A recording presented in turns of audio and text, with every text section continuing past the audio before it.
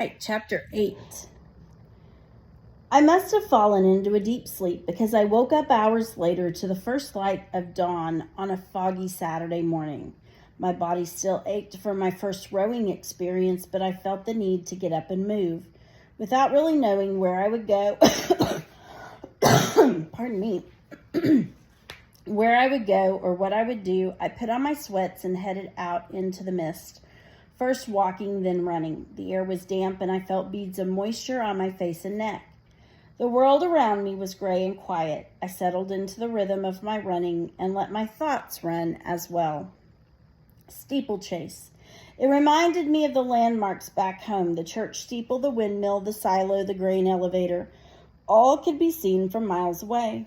I knew where I was when I was there, but the very name of it captured my imagination. Steeplechase. It seemed a quest of sorts, like the quest for the Holy Grail. The runner searching from steeple to steeple, overcoming obstacles along the way. And the fish. To hear those boys talk about him, he must have been like Sir Galahad himself, courageous, adventurous, honorable. And he'd completed the steeplechase faster than any boy ever had. No wonder he had become such a legend at Morton Hill. I found myself running faster and faster, downhill, uphill, hurdling rocks and jumping fences, creating my own steeplechase as I went. My lungs were bursting and my heart was pounding. Was I trying to beat the legendary fish? We probably weren't even running the same course. Was I chasing after him? What made me run so fast? The way I figured it, anybody runs that fast, they're either chasing after something or running away from something. Which was it for the fish? Which was it for me? Then I saw the log. I could understand why they called it Dinosaur Log. It looked like a long-necked brontosaurus stretched out over the waterfall in the rocks below. Sam had let slip that it was part of the steeplechase. I stopped, my breath coming out in puffs of air as if from a dragon. Being stared down by a brontosaurus. I took the challenge and stepped onto the log.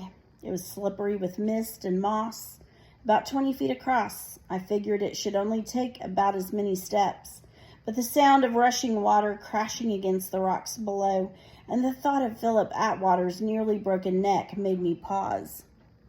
Still, the challenge lay before me and had to be met. I inched my way out, beyond where I could easily turn back. A few more steps, then I was halfway. That was when a double whammy happened.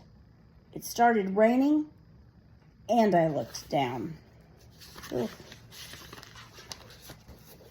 The rain was falling at a slant, pelting me from the side, forcing me to shift my weight just to stand upright. I'd been in some stiff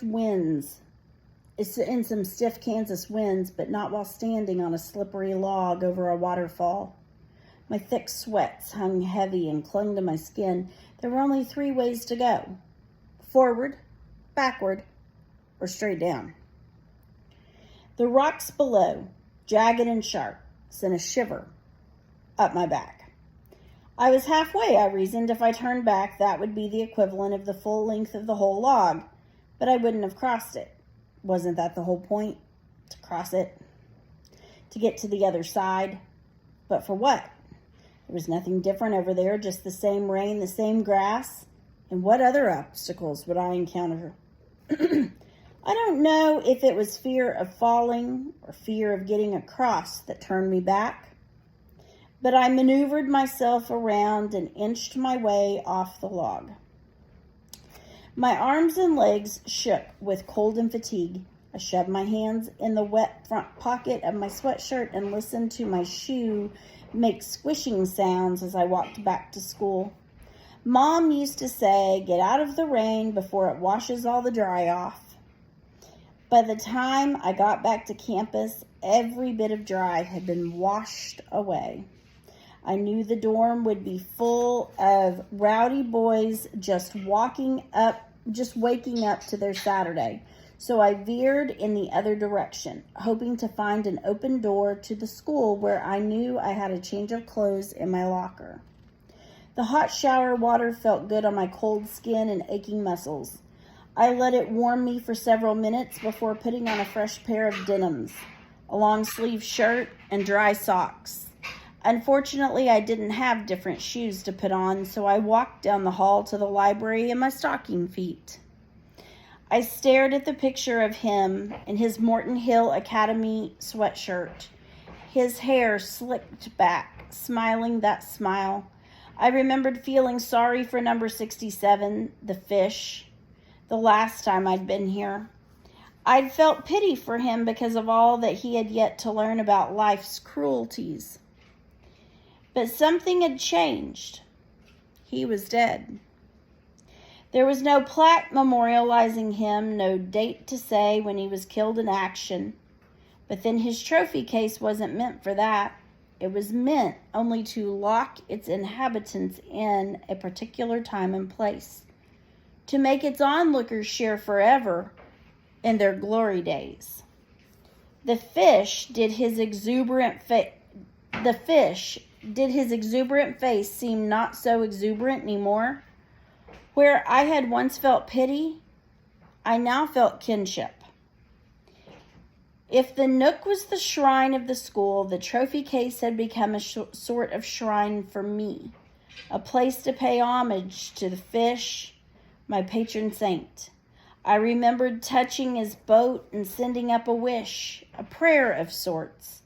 But I reminded myself the only answer I'd gotten was that early kid lecturing me about how horrible a rower I was. Doesn't seem like much of an answer to a wish. So much for wishes or prayers, I thought. I padded out of the library so quietly that even if somebody had been there, they'd never have known I was gone.